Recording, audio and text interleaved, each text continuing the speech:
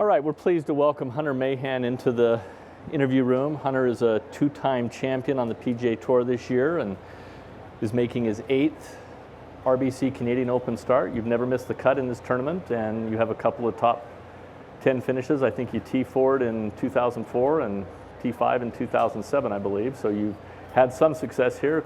Can you talk about how you're playing this year and coming into this week? Yeah, I feel good about my game right now. I'm excited for this run we've got coming up for the next 2 months. So got to keep working and save energy and just try to keep getting better every single day. It's kind of what I'm trying to do, is just try to improve my game as much as I can each day. And this is a great week. This is a great tournament, and it's a great golf course. So excited about the possibilities this week and excited about my game right now. Let's open up for questions. What do you like out there? Why does it fit your eye? What is it about the golf course and maybe the style of golf course that Hunter Mahan appreciates? Well, it's a ball striker's course. You got to be able to hit fairways. Got to be able to hit greens. It's not really a course you can attack from the rough, and you don't want to be putting for par around here. I mean, there's just too many tough holes. There's not. So I've only a couple par fives. There's not a whole lot of chances to kind of be a couple over and get it back. You know, you really got to keep the ball in play and play from the fairways and play from the middle of the green. You know, if you hit basically in the middle of the green all day long, you're going to be in pretty good shape. So you got to be smart out there. But this is a ball striker's place, and I trust my ball striking. Can you characterize your working relationship with Sean these days? I mean, I was chatting with him earlier. How often do you see him? Has that changed? I mean, are there more demands on his time versus your time, given, as he extends himself out and he's got more players? No, I think playing golf for myself is, really other than family, is the most important thing that I can do. And for Foley, it's teaching golf is his true passion and his love. So it's an easy fix for us. There's not, we always have demands on us, but we know what's important. And it's an easy. It's really easy. It's really easy to see him and talk to him.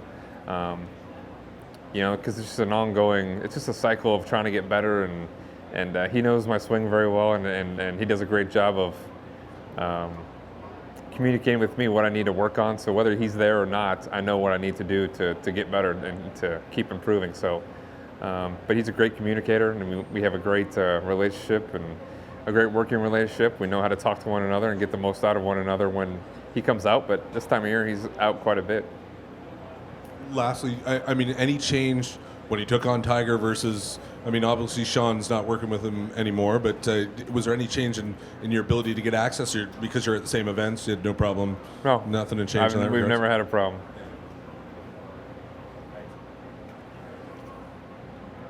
With all the Canadians in your camp and the RBC sponsorship, what does the Canadian Open mean to you, and is it perhaps more now? Does it mean more now than you thought it would at the beginning of your career? Well, this has always been a big event. It went through kind of a tough time in the probably the mid-2000s, I guess, and then RBC came along, and I think they really rejuvenated the event and made it a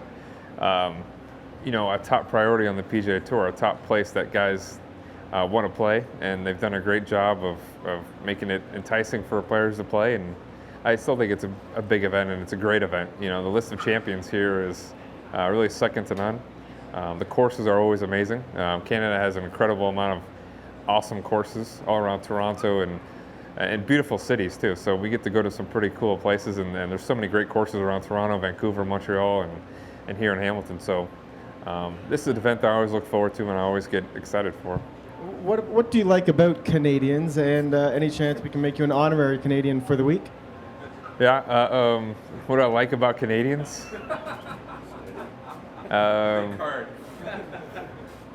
polite they are. Their love of sports. They love golf. I mean, they're going to see the fans out here are going to be awesome. They really.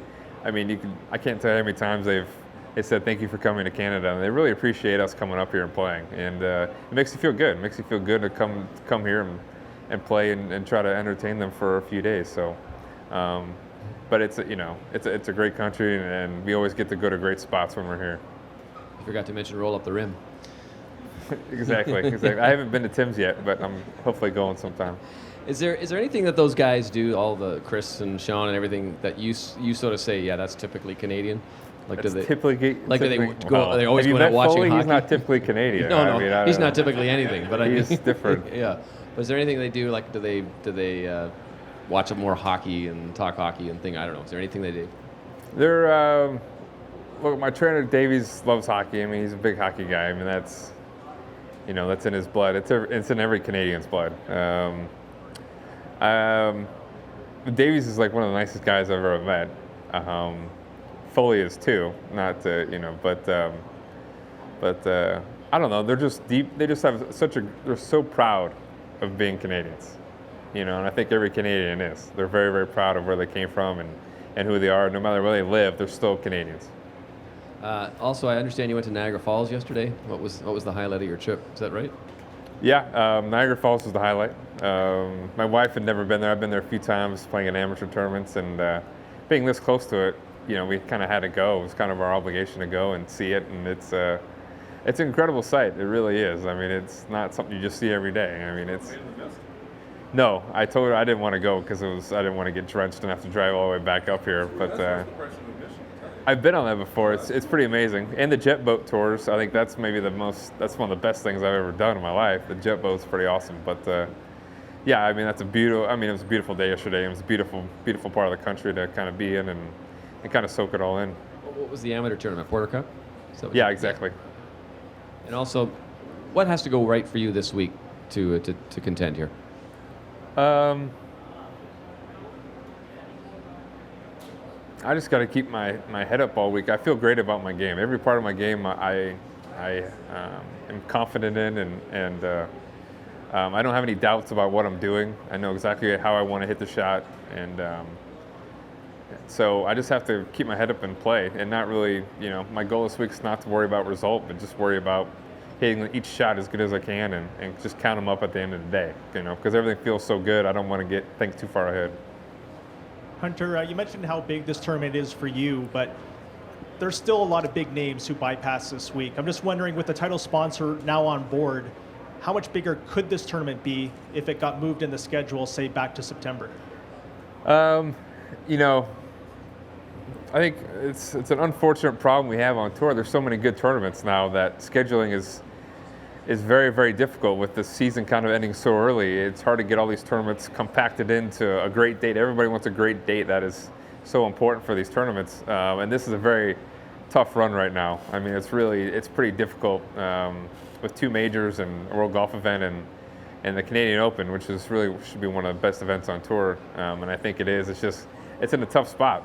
And, I don't know what they can do about it, but I hope they get a better date, because I think they deserve a field that's worthy of this great event and the great champions that have been here. And RBC's shown an investment in the game of golf, and with the PGA Tour and having sponsored Hilton Head, they're invested and they're ready to go, and they want to do everything they can. So hopefully something will be worked out to where they have a little bit more prominent positioning on the schedule. But it's, I don't know, as long as they're still having the tournament, I'm still going to show up. Anything else? Hunter, we appreciate your time. Thanks for coming in. Thanks. No problem.